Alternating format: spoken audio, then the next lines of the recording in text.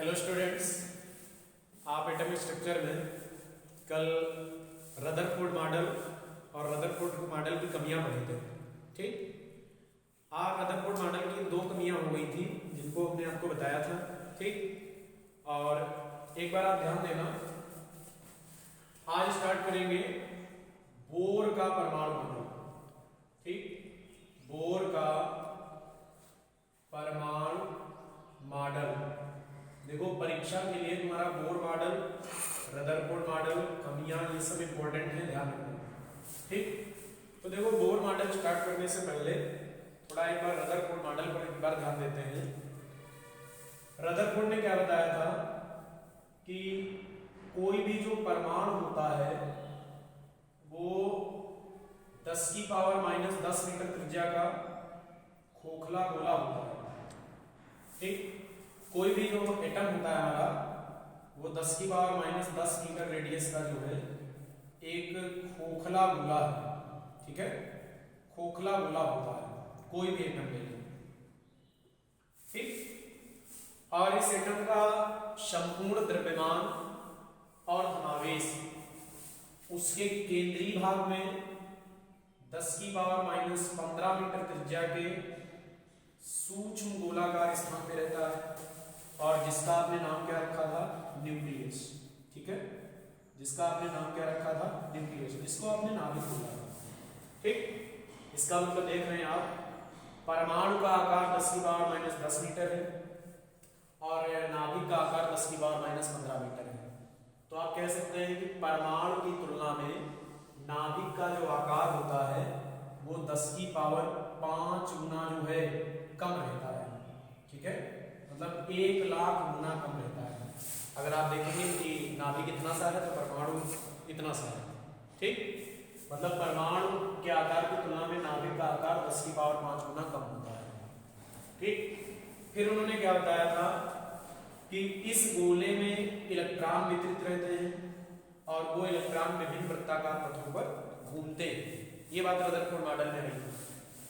अब अगर ये इलेक्ट्रॉन है और ये नाभिक के चारों ओर घूम रहा है तो ये नाभिक द्वारा आकर्षित होता है, मतलब उस पर फोर्स लगता है, लेकिन ये इलेक्ट्रॉन नाभिक की ओर खींचता नहीं है। इसका कारण क्या था? क्योंकि इलेक्ट्रॉन ये वृत्ताकार पथ पर घूम रहा था और ये जो फोर्स लग रहा था नाभिक की ओर, ये फोर्स इसको अभिकेंद्री बल प्रदान कर रहा था और नाभिक के चारों ओर इलेक्ट्रॉन वृत्ताकार पथ पर घूम रहा था। लेकिन साथ साथ में उन्होंने ये भी बताया था कि जब ये इलेक्ट्रॉन घूमते हैं तो इनकी गति में त्वरण होता है, जिसको आप बोलते हैं अभिकेंद्र त्वरण। ठीक, देखो, जो हमारी क्लासिकल फिजिक्स है, जिसको हम ज्यादा समय से मानते चले आए हैं कि जैसे न्यूटन्स लॉ है या जितनी भी चीजें जो सब पुरानी पुरानी चीजें हैं, उनके अनुसार उन्हीं की थ्योरी में, क्लासिकल फिजिक्स में एक थ्योरी है मैक्सवेल का सिद्धांत। ठीक, मैक्सवेल का विद्युत चुंबकीय तरंग सिद्धांत। और मैक्सवेल का विद्युत चुंबकीय तरंग सिद्धांत क्या कहता है कि जब कोई आवेशित कण त्वरित गति करता है, भाई जब कोई आवेशित कण चले और उसकी गति में त्वरण हो, अर्थात त्वरित गति करे, तो वो कण अपनी ऊर्जा का उत्सर्जन करता है तरंगों के रूप में। ध्यान रखिए, अपनी ऊर्जा का उत्सर्जन किसके रूप में करेगा? तरंगों के रूप में। ठीक, तरंगों के रूप में करता है। ये क्लासिकल फिजिक्स कहती है कि जब कोई आवेशित कण त्वरित गति करता है तो उसकी ऊर्जा जो है तरंगों के रूप में उत्सर्जित होती है। अब आप सोचिए, इस नाभिक के चारों ओर इलेक्ट्रॉन कैसा कण है? आवेशित कण है, त्वरित गति कर रहा है, तो ये लगातार अपनी ऊर्जा का उत्सर्जन कर रहा है।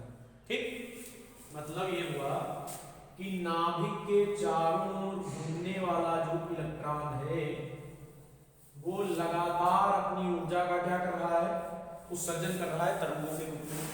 ठीक, अब ये इलेक्ट्रॉन अगर लगातार अपनी एनर्जी को उत्सर्जित कर रहा है तो प्रत्येक चक्कर के दौरान इसकी वृत्ति मार्ग की त्रिज्या घटनी चाहिए और लास्ट में ये इलेक्ट्रॉन नाभिक में गिर जाना चाहिए। ठीक, ये बात एक इलेक्ट्रॉन की नहीं, ये बात सभी इलेक्ट्रॉनों के लिए है कि सभी इलेक्ट्रॉन ऐसे घूमते हुए जाएंगे और अपनी ऊर्जा का उत्सर्जन करेंगे और लास्ट में कहाँ चले जाएंगे, नाभिक में चले जाएंगे। तो इस प्रकार हमारा परमाणु जो है स्टेबल नहीं रह सकता है, स्थायी नहीं रह पाएगा। तो रदरफोर्ड का जो मॉडल था वो परमाणु के स्थायित्व की व्याख्या नहीं कर पाया था। ठीक भाई, रदरफोर्ड ने क्या बताया कि इलेक्ट्रॉन नाभिक के चारों ओर घूमेगा और घूमेगा तो उसमें अभिकेंद्र त्वरण है। अभिकेंद्र मतलब उसकी गति त्वरित है। मैक्सवेल का सिद्धांत क्या कहता है कि त्वरित आवेशित कण जो होते हैं ये अपनी ऊर्जा का उत्सर्जन तरंगों के रूप में करते हैं। ठीक, तो इलेक्ट्रॉन प्रत्येक चक्कर में जब घूमेगा तो इसके ऊर्जा कुछ घट जाएगी, ऊर्जा घटेगी तो वृत्तिमान की त्रिज्या घट जाएगी और अंततः इलेक्ट्रॉन ये वाला पथ अपनाता हुआ नाभिक में गिर जाएगा। तो इस प्रकार हमारा परमाणु जो है स्थायी नहीं रह सकता है। तो रदरफोर्ड का मॉडल परमाणु के स्थायित्व की व्याख्या करने में असफल रहा है। दूसरी कमी क्या थी? दूसरी कमी थी कि रेखीय स्पेक्ट्रमों की उत्पत्ति की व्याख्या नहीं कर सका। रेखीय स्पेक्ट्रमों की उत्पत्ति की व्याख्या नहीं कर पाया है। ठीक, इसके संबंध में नहीं समझाया। देखो स्पेक्ट्रम क्या होता है थोड़ा आप समझिए। कल हमने नाम लिया था स्पेक्ट्रम के लिए जैसे दृश्य स्पेक्ट्रम। तो दृश्य स्पेक्ट्रम का मतलब विबग्योर, और इस स्पेक्ट्रम में देखिए वायलेट से लेकर रेड तक सभी रंग, या आप ये कह सकते हैं कि 3900 एंगस्ट्रॉम से लेकर 7800 एंगस्ट्रॉम तक इसमें जितनी भी तरंगदैर्घ्य बीच में है वो सब उपस्थित है। तो ये एक स्पेक्ट्रम है। ठीक, और ये आप जानते हैं ये दृश्य प्रकाश का स्पेक्ट्रम है। इनका संयुक्त प्रभाव कैसा होता है? श्वेत होता है। श्वेत प्रकाश का ये स्पेक्ट्रम है। अगर कुछ ऐसा हो जाए कि इसमें से मान लो ग्रीन जो कलर है ये गायब हो जाए, ठीक, मान लो ग्रीन कलर जो है बिल्कुल गायब हो जाए, तो इस स्पेक्ट्रम को जब देखेंगे तो पूरा तो हमें दिखेगा, मतलब विबग्योर हमें पूरा दिखेगा, विबग्योर, लेकिन उसमें ग्रीन वाला जो होगा वो गायब हो जाएगा। तो ग्रीन के स्थान पर एक हमें काली रेखा प्राप्त होगी। ठीक, काली रेखा प्राप्त होगी, है ना, मतलब ग्रीन वाला रंग गायब हो गया तो उसके स्थान पर एक कैसी रेखा मिलेगी? काली रेखा मिलेगी। ये रेखीय स्पेक्ट्रम है, मतलब यहाँ पर ये ग्रीन रंग का कहीं ना कहीं अवशोषण हो गया या निकल गया इससे। ठीक, थोड़ा और स्पेक्ट्रम के बारे में समझ लेते हैं। जैसे मान लो हमारे पास एक ये नलिका है, ठीक, और इसमें बहुत सारे गैस पार्टिकल भरे हैं, इसमें बहुत सारे गैस पार्टिकल भरे हैं, ठीक, और तुमने क्या किया, इसको गर्म कर दिया, हीट प्रदान कर दी, गर्म कर दिया। तो गर्म करने पर इनको एनर्जी मिली और ये गैस पार्टिकल ने एक विशेष प्रकार के विकिरणों का क्या किया? उत्सर्जन किया। ये जो हमारे ये मतलब गैस पार्टिकल इसमें भरे हैं, इन्होंने एक विशेष प्रकार के विकिरणों का उत्सर्जन किया। अगर हम उन विकिरणों को चेक करें तो उसमें कुछ विशेष तरंगदैर्घ्य होंगे, और विशेष तरंगदैर्घ्य हमने बताया है हर तरंगदैर्घ्य का एक निश्चित रंग होता है। तो हर तरंगदैर्घ्य का जब एक निश्चित रंग होगा तो हमें कुछ यहाँ पर रंगीन रंगीन रेखाएं प्राप्त होंगी। मतलब जब गैस पार्टिकल गर्म करेंगे इनको ऊर्जा मिलेगी और ये एक विशेष तरंगदैर्घ्य के विकिरण को उत्सर्जित करेंगे, तो उत्सर्जित वाले विकिरणों को हम देखेंगे तो उसमें विशेष रंग प्राप्त होंगे, मतलब विशेष रेखाएं प्राप्त होंगी, है ना। तो ये विशेष रंगीन रेखाएं प्राप्त हुई हैं, इसको हम लोग कहते हैं उत्सर्जन स्पेक्ट्रम। अभी आगे आप परमाणु स्पेक्ट्रम पढ़ेंगे, ठीक, उसमें और क्लियर होगी बातें। उत्सर्जन स्पेक्ट्रम, और ये रंगीन रंगीन रेखाएं जैसी प्राप्त होंगी, यही रेखीय स्पेक्ट्रम है। लेकिन ये कब प्राप्त हुई है? जब हमारे गैस पार्टिकल ने एनर्जी का क्या किया है? एमिशन किया, उत्सर्जन किया है। अब अगर हम थोड़ा और बात करें और उत्सर्जन की बजाय अवशोषण की, जैसे मान लीजिए हमने किसी परमाणु पर, ये परमाणु है और इसमें इलेक्ट्रॉन है और इस पर हमने क्या डाला? प्रकाश ऊर्जा आपतित की, ठीक, मान लो व्हाइट प्रकाश डाला, विबग्योर प्रकाश डाला, ठीक, और विबग्योर प्रकाश डालने पर इसके इलेक्ट्रॉन ने इनमें से कुछ विशेष तरंगदैर्घ्यों का अवशोषण कर लिया।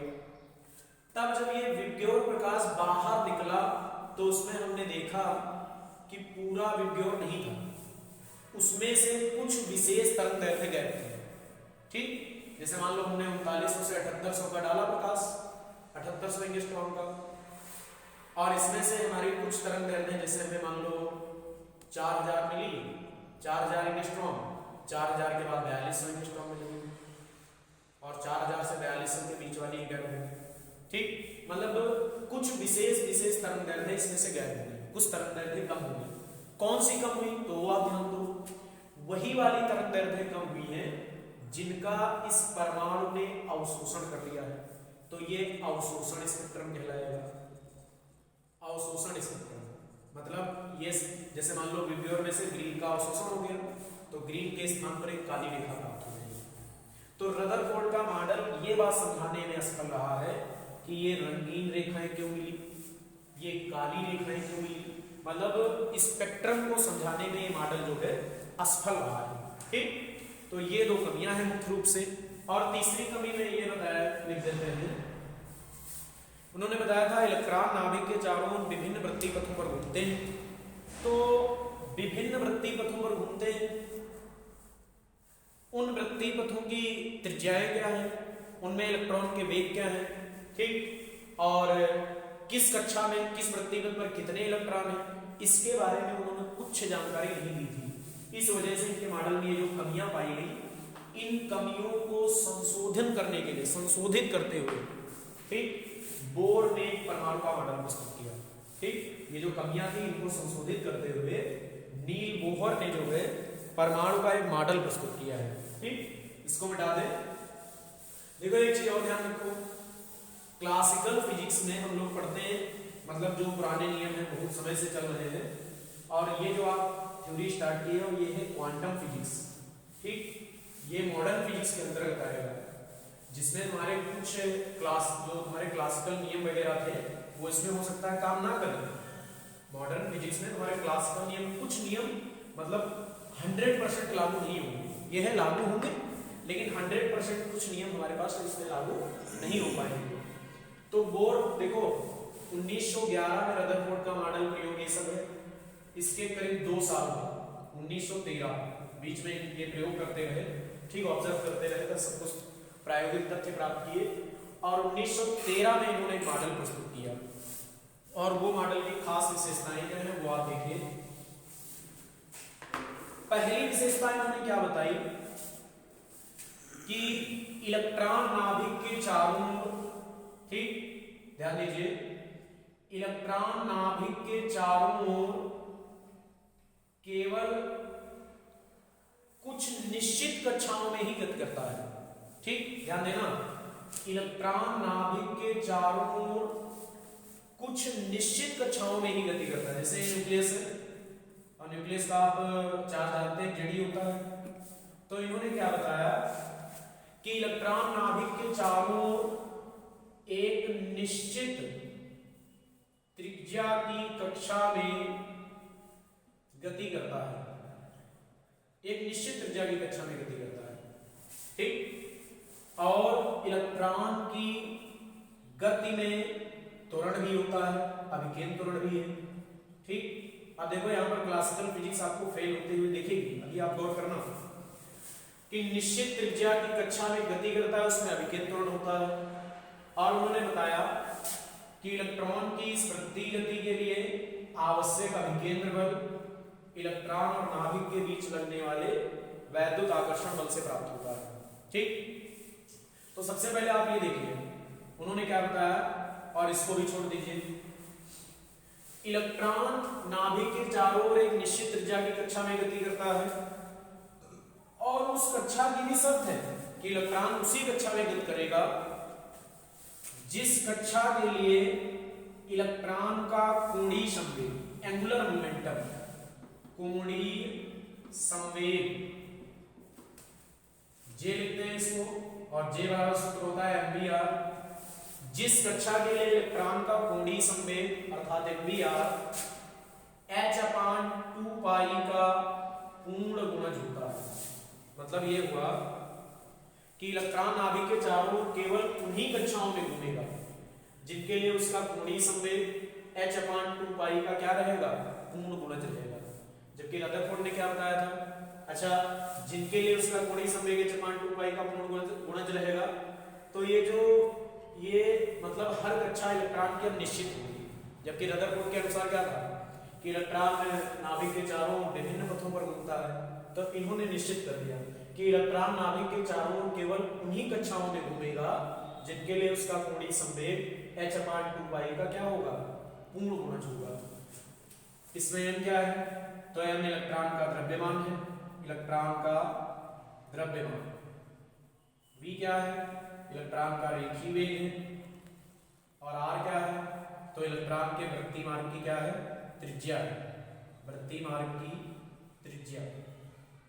n क्या है, n, तो देखो n को समझो, ये जो निश्चित त्रिज्या की कक्षा में घूम रहा है इलेक्ट्रॉन, मतलब भाई निश्चित तो हो ही गया, जिसके लिए उन्हीं कक्षाओं में घूमेगा जिसके लिए उसका कोणीय संवेग h/2π का पूर्ण गुणज है, मतलब इलेक्ट्रॉन निश्चित त्रिज्या की कक्षा में घूमता है।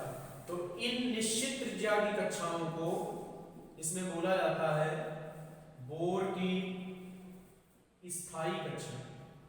बोर की कैसी कक्षाएं, स्थायी कक्षाएं। जो निश्चित त्रिज्या की कक्षा है ये बोर की क्या बोली गई, स्थायी कक्षा। और ये स्थायी कक्षाओं का नाम भी रखा गया, मतलब नाभिक के चारों ओर जो ये इलेक्ट्रॉन विभिन्न पथों पर घूमते हैं, अब विभिन्न पथों पर मत बोलो, अब बोलेंगे निश्चित त्रिज्या की कक्षा में घूमते हैं, जिन्हें बोर की स्थायी कक्षाएं कहते हैं।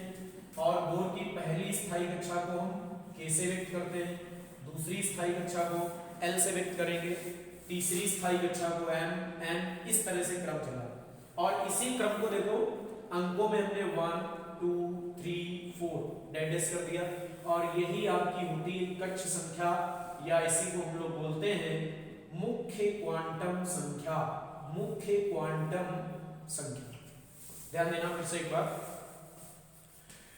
कि बोर के अनुसार बोर ने बताया कि इलेक्ट्रॉन केवल उन्हीं कक्षाओं में घूमेगा जिनके लिए उसका एंगुलर मोमेंटम h/2π का पूर्ण गुणज होगा। ठीक, h/2π का पूर्ण गुणज, तो m इलेक्ट्रॉन का द्रव्यमान, v वेग और r त्रिज्या हो गई, और n को ही हम कहते हैं मुख्य क्वांटम संख्या। और h आप जानते हैं h क्या है, तो h को बोलते हैं प्लांक नियतांक, ध्यान रखेंगे। और h की वैल्यू भी ध्यान रखना 6.6 10⁻⁻34 जूल सेकेंड। ठीक है, 6.6 10⁻⁻34 जूल सेकेंड। और इन निश्चित त्रिज्या की कक्षाओं को बोर की स्थायी कक्षाएं बोला गया। इन कक्षाओं का नाम रखा गया K, L, M, N, और इन्हीं को अंकों में हमने दर्शाया 1 2 3 4।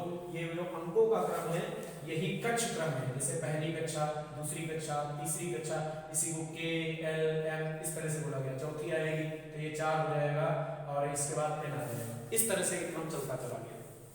ठीक, तो अब रदरफोर्ड क्या कहते थे, रदरफोर्ड कहते थे विभिन्न कक्षाओं में इलेक्ट्रॉन मतलब विभिन्न पथों पर घूमते हैं, जबकि इन्होंने क्या बताया निश्चित त्रिज्या की कक्षा में घूमते हैं, निश्चित पथ होता है, उनका क्रम होता है, और उन कक्षाओं में ही इलेक्ट्रॉन जाएगा जिसके लिए उसका एंगुलर मोमेंटम मतलब h/2π का पूर्ण गुणज होगा।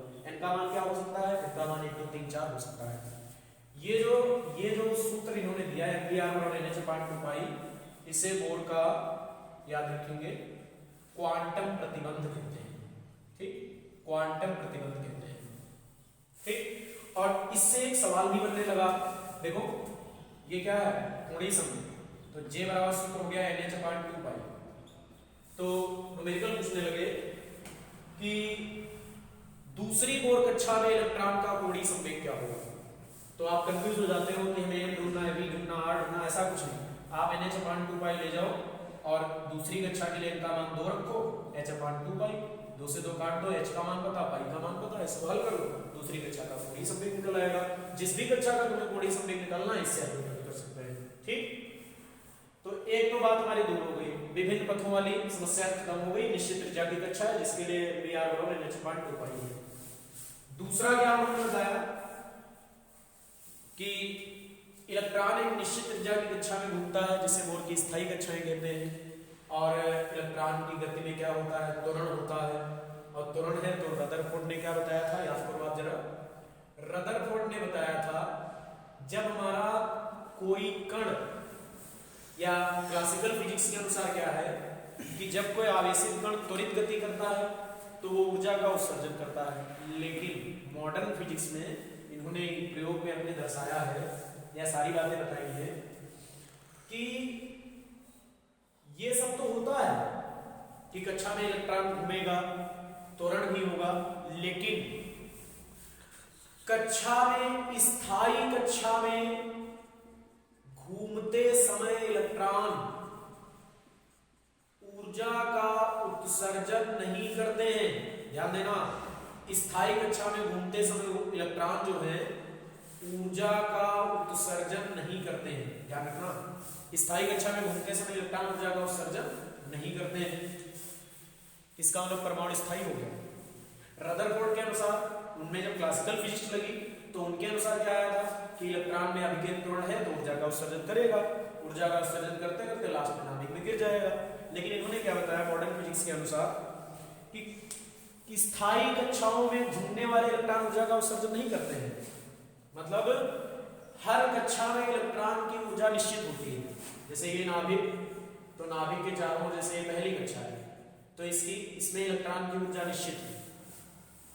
ये दूसरी कक्षा है, इसमें इलेक्ट्रॉन की ऊर्जा निश्चित है।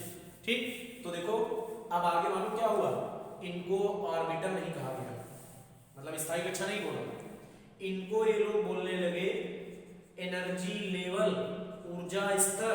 क्यों? क्योंकि इलेक्ट्रॉन की इस स्तर में कुछ ऊर्जा है, तो इसकी वजह से इनको क्या बोला गया, ऊर्जा स्तर।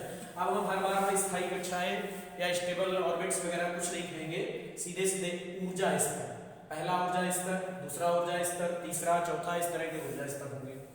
और देखो याद रखना, nवीं कक्षा में, n क्वांटम संख्या है, nवीं कक्षा में इलेक्ट्रॉन की ऊर्जा के लिए फार्मूला होता है -13.6 अपॉन n स्क्वायर। ठीक, साथ में z भी आता है, फिलहाल चलो लिख दिया z स्क्वायर ev। मतलब nवीं कक्षा में इलेक्ट्रॉन की ऊर्जा के लिए सूत्र रहता है E बराबर -13.6 upon n square z square electron volt, nवीं कक्षा। अब आप इससे आइडिया लगा लो, अगर इसमें n बराबर 1 रखोगे और सपोज हम हाइड्रोजन परमाणु की बात करें तो उसका z 1 हो जाएगा, छोड़ दो, z हाइड्रोजन परमाणु का 1 हो गया। अगर n का मान 1 रखें तो यहाँ पर -13.6 आएगा, मतलब पहली कक्षा में हाइड्रोजन परमाणु की ऊर्जा इलेक्ट्रॉन की कितनी होगी, वो -13.6 होगी। दूसरी कक्षा में देखेंगे तो -3.4 इलेक्ट्रॉन होगा। ऐसे तीसरी में निकालेंगे तो -1.51 इलेक्ट्रॉन होगा। इसका मतलब हर कक्षा में इलेक्ट्रॉन की ऊर्जा निश्चित है, मतलब हर ऊर्जा स्तर में इलेक्ट्रॉन की ऊर्जा निश्चित है। तो जब इसमें जब हर ऊर्जा स्तर में इलेक्ट्रॉन की ऊर्जा निश्चित है तो फिर परमाणु तो स्थायी हो गया, वह ऊर्जा का उत्सर्जन नहीं हो रहा, परमाणु स्थायी है। ठीक, तो इससे परमाणु हमारा स्थायी हो जाता है। दूसरी तो बात ये आ गई। अब तीसरा उन्होंने क्या अपनी अवधारणा बताई। ठीक, और थोड़ा आप यहाँ पर ये भी जान लो, ये स्थायी कक्षाओं में इलेक्ट्रॉन वृद्धि गति कर रहा है तो उसके लिए अभिकेंद्र बल कहाँ से मिलेगा, तो आप याद रखेंगे अभिकेंद्र बल जो है वैद्युत आकर्षण बल से प्राप्त होगा। नाभिक का आवेश कितना है प्लस जेडी, इलेक्ट्रॉन का क्या है ई, तो आकर्षण बल हो जाएगा 1/4πε0 जेडी इंटू ई अपान में क्या आवेश, मतलब अभिकेंद्र बल जो है वैद्युत आकर्षण बल से प्राप्त हो जाएगा। अब आप आ जाओ इनकी तीसरी अवधारणा पे, इसको हटा देते हैं। तीसरी अवधारणा इन्होंने क्या बताई है कि इलेक्ट्रॉन ऊर्जा का उत्सर्जन कब करते हैं। भाई रदरफोर्ड की कमी थी स्थायित्व वाली, तो वो तो उन्होंने दूर कर दी कि प्रत्येक कक्षा में इलेक्ट्रॉन की ऊर्जा निश्चित रहती है। तीसरा क्या उन्होंने बताया कि इलेक्ट्रॉन ऊर्जा का उत्सर्जन कब करते हैं। देखो ऊर्जा स्तर हमने ये दिखा दिया, जैसे ये पहला ऊर्जा स्तर है बराबर 1, ये दूसरा ऊर्जा स्तर है बराबर 2, यहाँ पे नाभिक की स्थिति है, मैं ऐसे दिखा दिया या ऐसे बोल दिखा सकते हैं। ठीक, पहले ऊर्जा स्तर की ऊर्जा कितनी है, मान लो E1 है, दूसरे ऊर्जा स्तर की E2, ऐसे और ऊपर जाए E3 है ना, ऐसे ऊर्जा स्तर अनंत हो सकते हैं, किसी परमाणु में ऊर्जा स्तर जो है अनंत हो सकते हैं। ठीक, अनंत वाली कक्षा की ऊर्जा 0 होगी, तो ये 4 आगे अनंत का दिखा सकते हैं। ठीक, बीच में तो इलेक्ट्रॉन ऊर्जा का उत्सर्जन कब करते हैं। देखिए जब कोई इलेक्ट्रॉन, देखो ये कक्षा जैसे मान लो हाइड्रोजन परमाणु के ऊर्जा स्तर है तो इसकी ऊर्जा -13.6 eV होती है, इसकी -3.4 eV है, इसकी माइनस का 1.51 eV है, इसकी माइनस का 0.85 eV। ठीक, तो जब इलेक्ट्रॉन, जैसे मान लो यहाँ इलेक्ट्रॉन है, पहला इलेक्ट्रॉन हाइड्रोजन का, अब इस इलेक्ट्रॉन को ऊर्जा मिल गई, मान लो बाहरी स्रोत से ऊर्जा मिल गई, तो ये ऊर्जा लेकर किसी उच्च कक्षा में चला गया, या यहाँ से ऊपर चला गया, या और ऊपर चला गया, तो जब हमारा इलेक्ट्रॉन ऊर्जा अवशोषित करता है तो ये किसी उच्च कक्षा में जा सकता है और या यहां चला गया कहीं इसमें भी जा सकता है। और फिर ये इलेक्ट्रॉन देखो जिस मान लो ये निम्न कक्षा है, ये निम्न कक्षा है और ये इसके लिए उच्च कक्षा है, दो की बात कर रहे हैं ठीक, उच्च कक्षा है मतलब ये निम्न ऊर्जा स्तर है, ये उच्च ऊर्जा स्तर है। भाई ये 13.6 माइनस का है, माइनस का 3.4 है। तो जब इलेक्ट्रॉन यहां से यहां जाएगा तो ऊर्जा को अवशोषित करके जाएगा, मतलब ये ऊर्जा क्या कार्य कर लेगा, अवशोषण कर लेगा, ऊर्जा को अवशोषित करेगा, निम्न कक्षा से उच्च कक्षा में चला जाएगा। और जब यही इलेक्ट्रॉन ऊर्जा का उत्सर्जन जैसे यहां पहुंचा कुछ समय के लिए यहां रुका और यही इलेक्ट्रॉन जब उच्च कक्षा से निम्न कक्षा में आएगा तो ये इलेक्ट्रॉन ऊर्जा का क्या कर देगा, उत्सर्जन कर देगा। अब आप बात को समझिए, रदरफोर्ड के अनुसार या उनमें अगर हम नियम लगाएं तो ऐसा लगता है कि इलेक्ट्रॉन लगातार ऊर्जा का उत्सर्जन कर रहे हैं, लेकिन बोर ने क्या बताया कि इलेक्ट्रॉन ऊर्जा का उत्सर्जन या अवशोषण कब करता है। तो आप ध्यान देंगे कब करता है, जब कोई इलेक्ट्रॉन निम्न कक्षा से उच्च कक्षा में जाता है तो ऊर्जा का अवशोषण कर लेता है। क्यों? क्योंकि यहाँ ऊर्जा -13.6 है और यहाँ ऊर्जा ज्यादा है इसकी अपेक्षा, तो ये ऊर्जा लेकर उच्च कक्षा में चला जाएगा और वहां कुछ समय के लिए रुकेगा और फिर किसी निम्न कक्षा में आएगा। तो उच्च कक्षा में जाते समय ऊर्जा का अवशोषण करेगा और निम्न कक्षा में आते समय ऊर्जा का क्या कर देगा, उत्सर्जन कर देगा। ठीक, तो वहां रदरफोर्ड के अनुसार तो लगातार ऊर्जा का उत्सर्जन होना चाहिए, लेकिन इन बोर के अनुसार क्या है कि ये निम्न से जब उच्च में जाएगा तो ऊर्जा का अवशोषण करेगा, उच्च से निम्न में आएगा तो ऊर्जा का उत्सर्जन करेगा। अब आप समझना, ये ऊर्जा फोटानों के रूप में उत्सर्जन या अवशोषण होता है। तो आप बात को समझिए, जब फोटानों के रूप में ऊर्जा का उत्सर्जन या अवशोषण होगा तो फोटान में एक निश्चित तरंगदैर्घ्य होगी, फोटान में एक निश्चित आवृत्ति है, मतलब एक निश्चित क्या रहेगा, रंग रहेगा। ध्यान देना थोड़ा, उत्सर्जन में यही बात है, एक निश्चित आवृत्ति है, एक निश्चित तरंगदैर्घ्य है, एक निश्चित क्या है, रंग है। तो अब आप यहाँ पे समझना कि जैसे मान लो हमने हाइड्रोजन परमाणु पर कोई प्रकाश डाला या रेडिएशन डाला, तो उस रेडिएशन में से कुछ आवृत्ति या तरंगदैर्घ्य उसने अवशोषित कर लिया, तो निर्गत प्रकाश में उसके स्थान पर एक काली रेखा मिलेगी। बात को समझिए, जैसे हमने इस पर मान लो विकिरण डाले, इस इलेक्ट्रॉन ने विकिरण ऊर्जा का अवशोषण कर लिया, तो इससे जो निर्गत प्रकाश हुआ, सपोज हमने विब्योर डाला, ठीक, 39 से 78 इस पर डाल दिया, तो ये प्रकाश जो हमने डाला तो श्वेत प्रकाश पूरा था, इससे जब निर्गत प्रकाश हमें प्राप्त हुआ, अब जैसे मान लो इस इलेक्ट्रॉन ने एक निश्चित ऊर्जा का अवशोषण कर लिया, तो जिस ऊर्जा या जिस तरंगदैर्घ्य का इसने अवशोषण किया है उसके स्थान पर हमें एक कैसी रेखा मिलनी चाहिए, काली रेखा मिलनी चाहिए। तो पूरा हमारा स्पेक्ट्रम कैसा था, श्वेत, उसमें से एक निश्चित तरंगदैर्घ्य निकल गई तो उसके स्थान पर काली रेखा मिलेगी।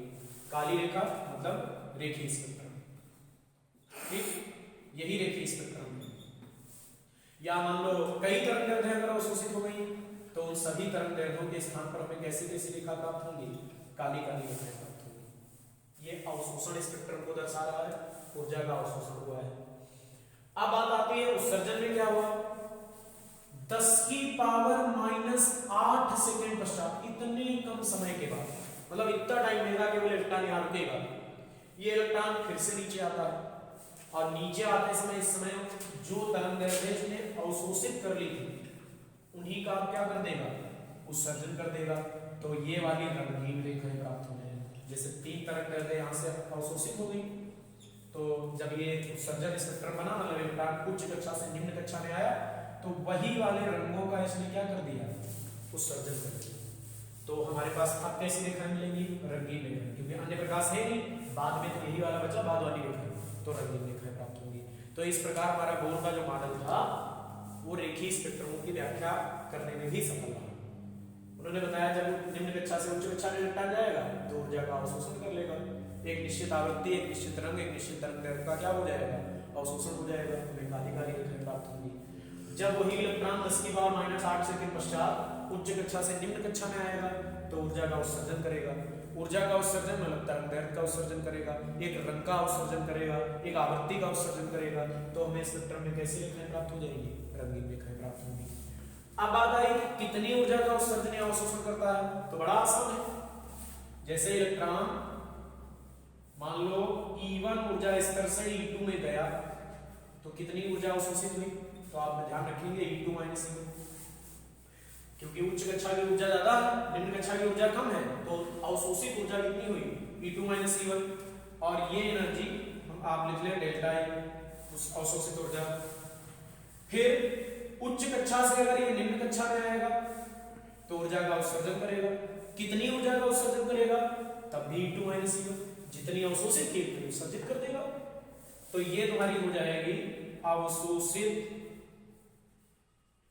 या उत्सर्जित ऊर्जा। देखो निम्न से उच्च में जाने के लिए उसने ऊर्जा का क्या किया? अवशोषण। उच्च से निम्न में जाने के लिए क्या किया? उत्सर्जन। तो अवशोषित या उत्सर्जित ऊर्जा हो गई डेल्टा E बराबर E2 minus E1। Delta E को आप h नहीं रख सकते हैं, E2 माइनस E1। ठीक, यहां से E बराबर क्या आ जाएगा? E2 माइनस E1 बटे क्या आएगा? h। ये आवृत्ति का मतलब एक निश्चित रंग का जब अवशोषण हो जाएगा तो स्पेक्ट्रम में काली रेखा मिलेगी, या एक निश्चित रंग का जब बाद में उत्सर्जन होगा तो स्पेक्ट्रम में कैसी रेखा मिलेगी? रंगीन रेखा मिलेगी। ठीक, इसके संगत तरंगदैर्घ्य निकाल लो। इस चीज को आप SC मान लैम्डा कर दो तो ये आ जाएगा E2 माइनस E1। यहाँ से लैम्डा कितना आएगा? HC बटे E2 माइनस E1। ये एक निश्चित तरंगदैर्घ्य का उत्सर्जन या अवशोषण होगा। अगर ये अवशोषण है तो काली रेखा स्पेक्ट्रम में, अगर यही तरंगदैर्घ्य का बाद में, देखो ये काम कितने समय बाद हुआ? 10 की पावर माइनस 8 सेकंड पश्चात। तो शुरुआत में जब हमने देखा काली रेखा तुरंत मिली, और जो काली रेखाओं की तरंगदैर्घ्य थी मतलब जिनका अवशोषण हुआ था 10 की पावर माइनस 8 सेकंड पश्चात उनका उत्सर्जन हो गया, वही रेखाएं फिर हमें स्पेक्ट्रम में प्राप्त होंगी। तो अवशोषण स्पेक्ट्रम में हमें कैसी रेखाएं प्राप्त होंगी? काली रेखाएं, क्योंकि तरंगदैर्घ्य यहां से निकल जाएगी। और उत्सर्जन स्पेक्ट्रम में कैसी रेखाएं प्राप्त होंगी? रंगीन रेखाएं, क्योंकि बाद में ये तरंगदैर्घ्य हमें प्राप्त हो जाएंगी। ठीक, तो इस प्रकार बोर्ड ने जो है रदरफोर्ड की कमियों को भी दूर कर दिया और एक संशोधित मॉडल प्रस्तुत कर दिया। ठीक, देखो एक चीज ध्यान रखना, nवीं कक्षा में इलेक्ट्रॉन की ऊर्जा ये रहती है, ये लेकिन हाइड्रोजन परमाणु के लिए सूत्र है, अन्य के लिए नहीं है। ठीक, या हाइड्रोजन जैसे परमाणु के लिए है वो आपको कल बताएंगे अगले वीडियो में। और ये ऊर्जाएं हमने लिखी है इसी सूत्र से, इनका मान 1 रखें, इनका मान 2 रखें, इनका मान 3 रखें। ठीक, इससे ये पता चला है हर एक स्तर में या कक्षा में इलेक्ट्रॉन की ऊर्जा निश्चित होती है। ठीक, और निश्चित ऊर्जा है तो वो बन गए आपके एनर्जी लेवल, ऊर्जा स्तर बन गए। ठीक, तो आज इसको आप कंप्लीट करेंगे। नेक्स्ट वीडियो में आपको जो है रदरफोर्ड जो कमियों का संशोधन कर दिया, बोर ने मॉडल दिया, बोर ने अपने मॉडल में फिर इलेक्ट्रॉन के वृत्ताकार पथ की त्रिज्या, वेग, ऊर्जा, इन सबके फार्मूले इसका आगे प्रूफ है। ठीक, नेक्स्ट वीडियो में इसका